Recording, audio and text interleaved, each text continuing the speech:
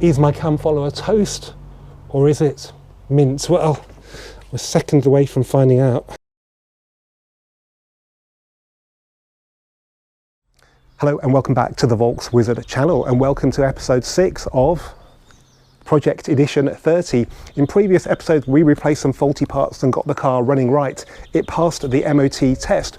We got it looking good by restoring the headlights, refurbishing the wheels and giving it a good soapy wash. That means now we can move on to preventative maintenance, replacing parts before they fail and cause even more damage. So today's 2 jobs can save you up to £3,000 in repairs but cost just £33 in parts. And unlike some of the other jobs we've done on the car, it's really easy DIY, so you can do it on your driveway. The main job is replacement of the high pressure fuel pump's cam follower, something a lot of you guys have requested via the comments, and for very, very good reason, because if it fails, it can damage the camshaft and the fuel pump. But the good news is the part is just £23 and it's really easy to do it yourself. A lot easier than some videos I've seen on YouTube make it look. But before we do that, we're going to prolong the life of the very hard worked big turbo on this car by replacing a couple of seals. It just costs £10 and all that involves is a bit of scrabbling around on the floor. If you want to catch up on previous episodes of Project Edition 30, then check out the playlist. There's a link directly to it in the description of this video below, or just go to the Volks Wizard YouTube homepage and take the playlist link from there. Now, some of you may remember in episode 2, when I wanted to get access to the thermostat and the crank sensor, I had to remove the hard plastic boost pipe from the front of the engine, and to do that I had to disconnect the intercooler hose from that side of the intercooler. When I did that, I found that the O-ring seal had split. Obviously I replaced that straight away, but I've since realised there are 2 more O-rings in the boost circuit on this side of the engine, because there's another hose down there. And if they're anything like the condition of that one, then they need replacing urgently, because boost leaks are very, very bad. Apart from making your car not as fast as it could be, they also wear your turbo out prematurely, because in order to supply the boost that the ECU requires, if some of it's leaking away, then the turbocharger has to work harder, and that obviously shortens its life. The good news is it's a relatively easy job. All you need to do is get the car up in the air, get the hose off and replace the O-rings. I've got the couple here. Now, interestingly, the one on that side is a 61.9mm one. On this side, the one at the back of this hose is 61.9mm. The one at the front onto the intercooler is 57.85. They've got different part numbers, so the big one is 3C01451117H. The small one is 3C01451117F. I should point out this is only for Edition 30 and Pirelli models with a BYD engine code. I cannot guarantee it's the same for the 200 horsepower versions of this engine. I have had a look on Volkswagen's part index ETCA and it's really confusing. It tells me that even though they've got the same intercooler, the 200 horsepower engine has got a bigger O-ring on the hose that goes into it. So just check with your local Volkswagen dealer. Parts cost is about £10 if you order them on eBay. There's loads of sellers doing both sizes and they're not expensive, and they say they're original quality parts, and looking at them they don't seem to be any different from the ones that I've ordered from VW in the past. So let's get the car up in the air and get that boost hose off and get these O-rings fitted. It's that point in the video where I ask people who haven't subscribed to please subscribe to the channel. If you have subscribed, then big thanks. I appreciate every single one of them. But if you like what you see and you haven't subscribed yet, then please do so. I'm sure you know how to do that by now.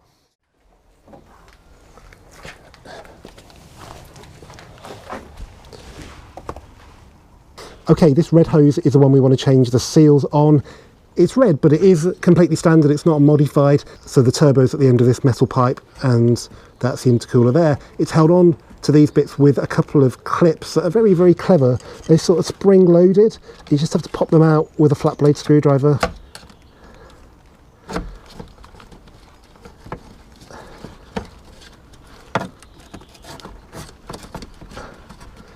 That should do it. They like to spring back in place, which is great because that's where they need to be when you reattach the hose.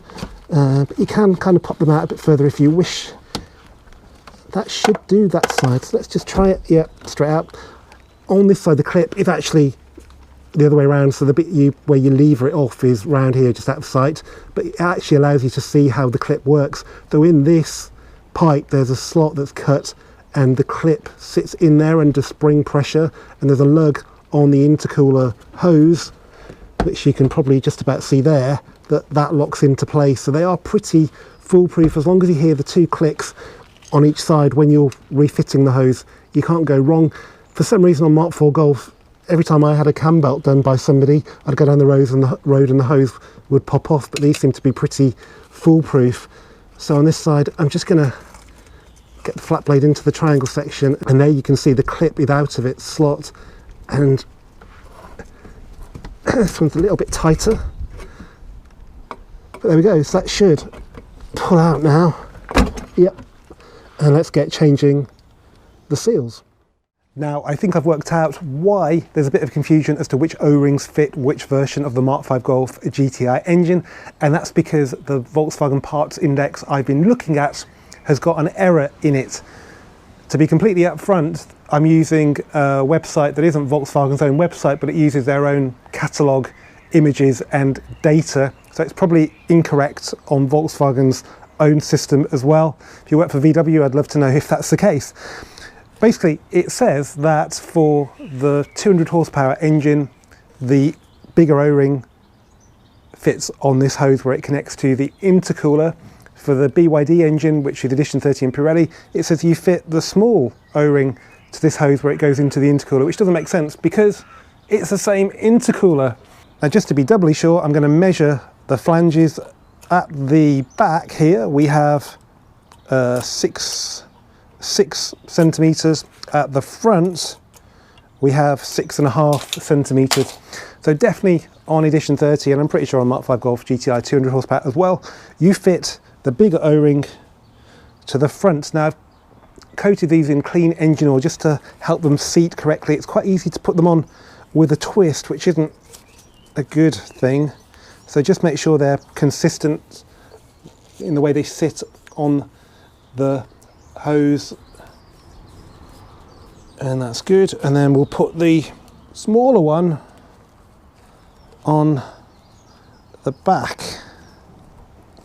Again, just check it's seated correctly. That's good. While you've got the hose off, it's always a good idea just to check these lugs, because these are what retain the hose in place when you're giving the car the beans, so it's very important they do their job. I've seen them before where for some reason, maybe it's on a remap car that's driven hard, but the amount of boost pressure has actually worn them away, but these ones are all good, so let's get them on the car.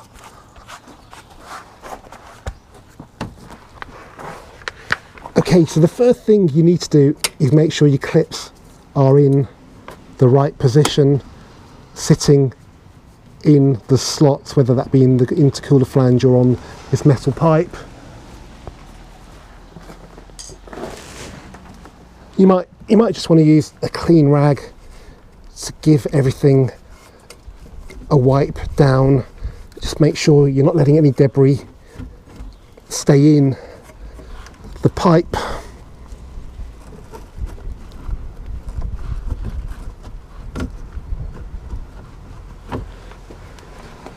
Okay, I'm happy with that. The clips are in position. You can see them there in the slot, ready for the hose now. So let's get it in. So we've got the curvaceous bit at the front. That should be right.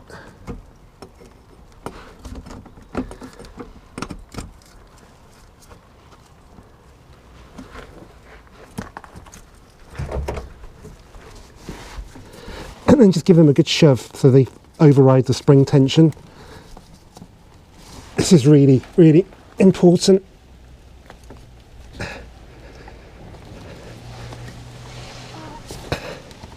One's not good enough.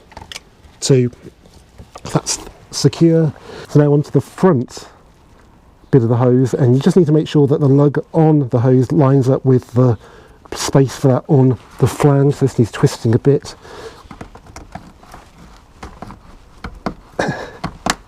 One click, That's 2. That's it.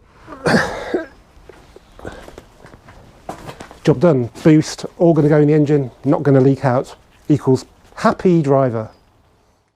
Okay, now onto the cam follower. I want this guide to be different to others on the internet because I want to explain to you why it's so important you do this, what the cam follower does, and how easy it can be if you don't overcomplicate the process to replace it. So let's start off then by talking about the cam follower. Basically, it transfers drive from the camshaft to the high pressure fuel pump. So that fuel pump's driven by basically the engine, and that drive is transferred through this little piece of metal. The problems arise when this wears out. Now, it can be accelerated by a lack of top-end lubrication. These engines can use oil, and the first part of the engine to feel that lack of oil is the top of it.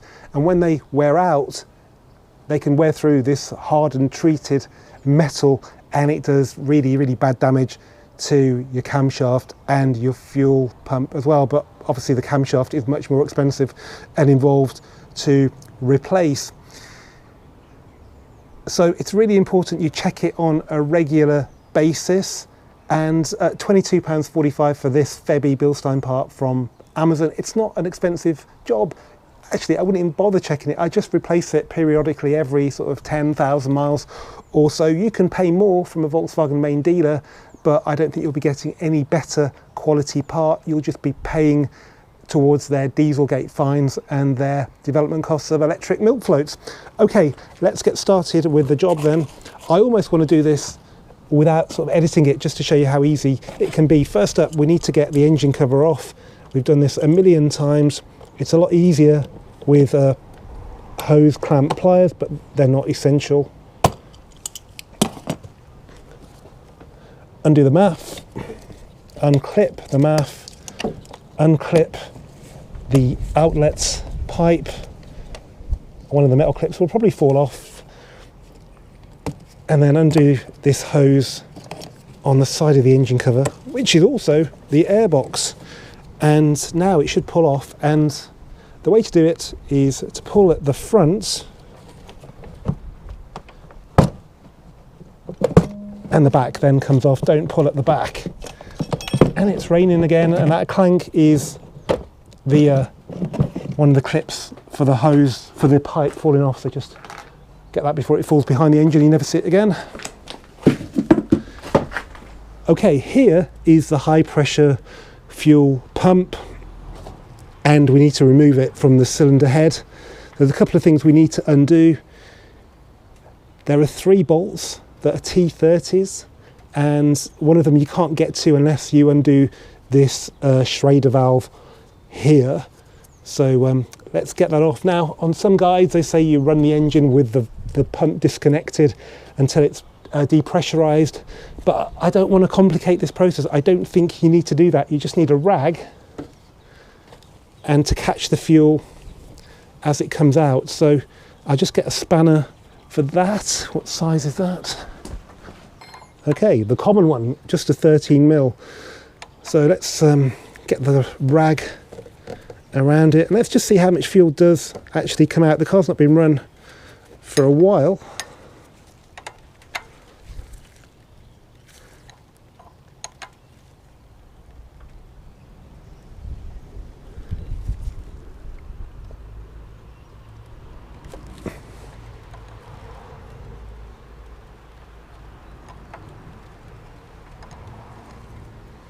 So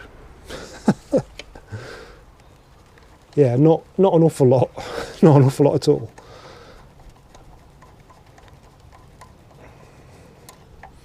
Okay, to keep that safe, there's a little bit of fuel dripping out, but it's hardly under a lot of pressure. And let's undo that. Let's undo the thrust sensor as well. Okay, and already we're straight onto the 13mm bolts. Sorry, T30 bolts. And they're not very tight at all. They're actually only 10 Newton meters. But if you haven't got a torque wrench, just remember what I said, they're not very tight. Just keep an eye out for leaks. Once you've done the job, if you haven't got a torque wrench, that's always a good idea, actually, even if you have.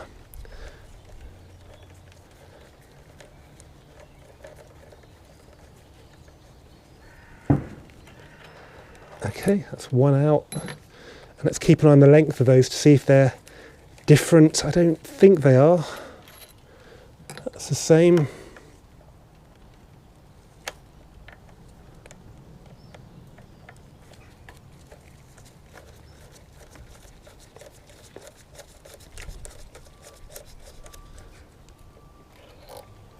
And that is the same as well, so that's good. And in theory, that's it, apart from a 17mm connection for the fuel, I presume, outlet down there. So on this fuel pipe,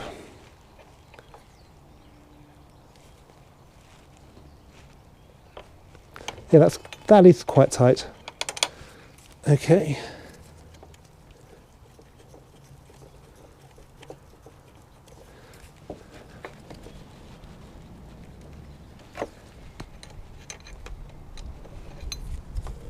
So it's really important that you just check for fuel leaks, because it's almost impossible to get a torque wrench onto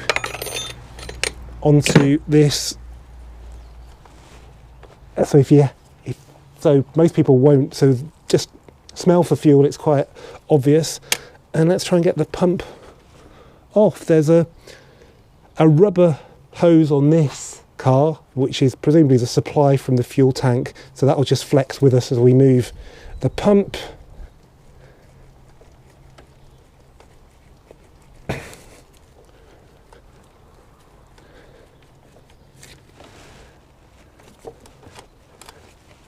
And just make sure that the metal fuel line is clear of the pump. Yeah, it's come off now really easily. Okay, this is the big moment, guys. Is my cam follower toast or is it mince? Well, we're seconds away from finding out. Might be a good idea to just undo this PCV hose just so you don't break it.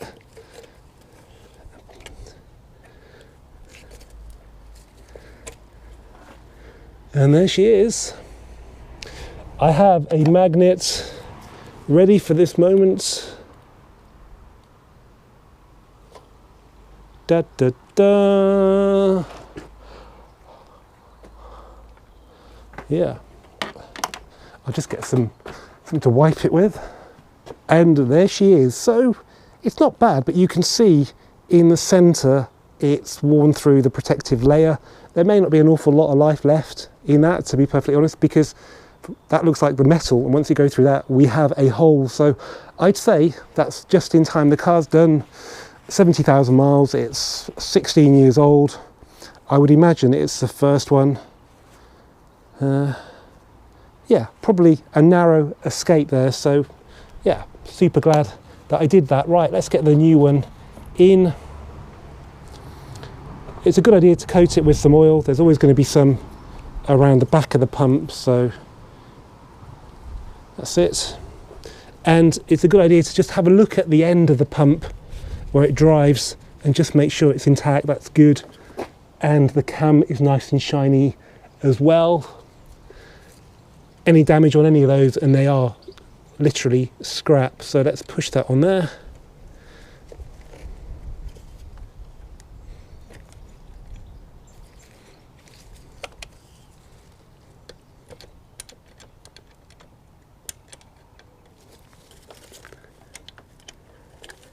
Okay, let's, I think, first locate the fuel pipe.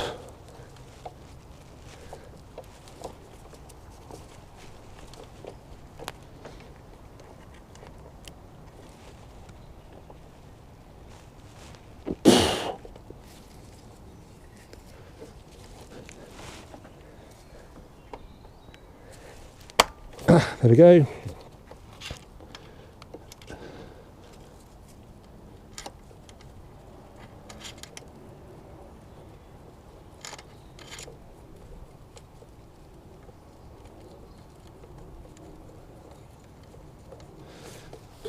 I will use my rag to clean my fingers now because it hasn't really done much else today. And let's just get that finger tight on there.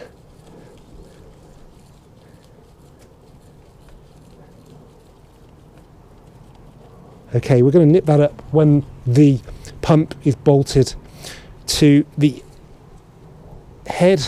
Okay, that's good. We won't forget that, will we? We certainly won't forget it for long when we start the engine without having it tightened up. Okay. Now you have to be very, very careful with these because there is a bit of spring pressure, so you need to make sure you're not going to cross thread them, because suddenly your very easy and satisfying job has become a bit of a nightmare. And then just do them by hand at first and just gradually wind each one in.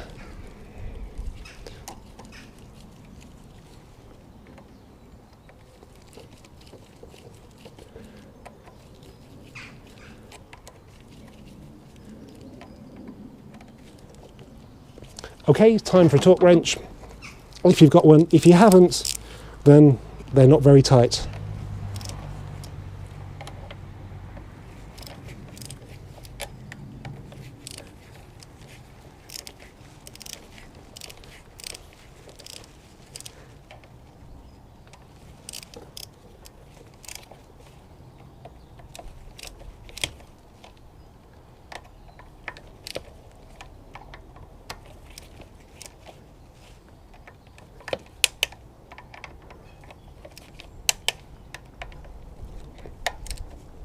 Okay, 10 Newton meters done.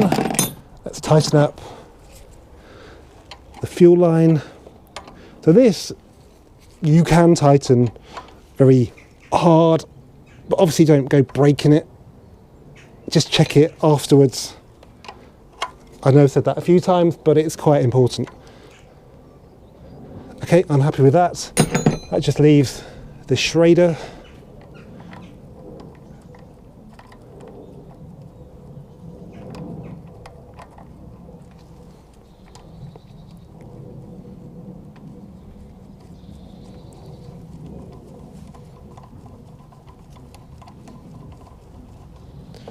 And 13mm for this.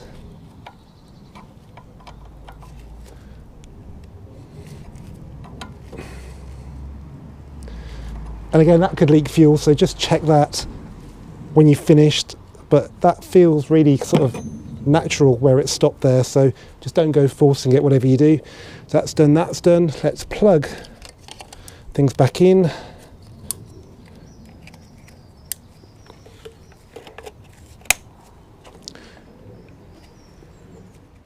And there we go, guys. I don't know how long that took, but it didn't take an awful long time. It cost £22.45, didn't take many tools, and it could save you, I'd imagine, £1,500 of cost if your cam follower wears through.